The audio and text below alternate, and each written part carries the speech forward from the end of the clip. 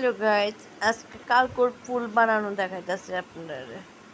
সর্ষা, নারকেল, কাঁচা লঙ্কা এগুলো পেস্ট করতে হইব।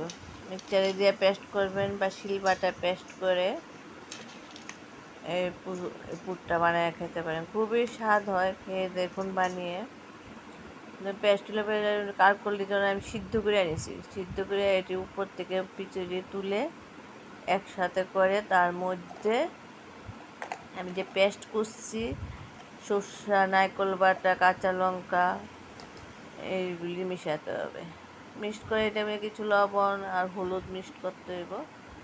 হলুদ তো সব কিছু লাগে, লবণ হলুদ মিক্সড করে কালকলের ভিতরে ঢুকাই দেবেন। এগুলি কালকলে পুর উঠবে, একটা একটা করে এটা ভালো করে মাখতে হইব। মাখা এরকম পুর করে রাখবেন।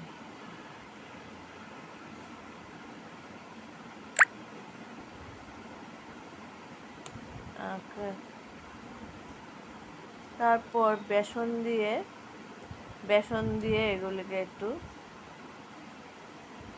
মাখিয়ে নেবেন।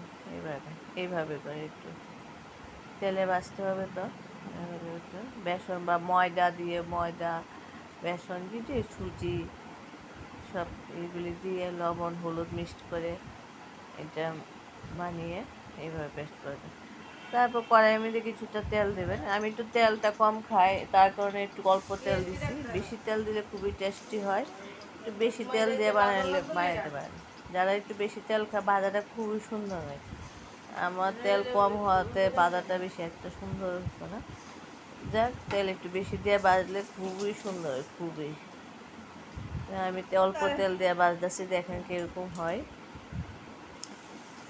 এইভাবে খেয়ে দেখবেন, গরম গরম ভাতের সঙ্গে খুবই আমাকে এরকম হয়েছে। তেল বেশি হলে একটু ভালো হইতে হইলে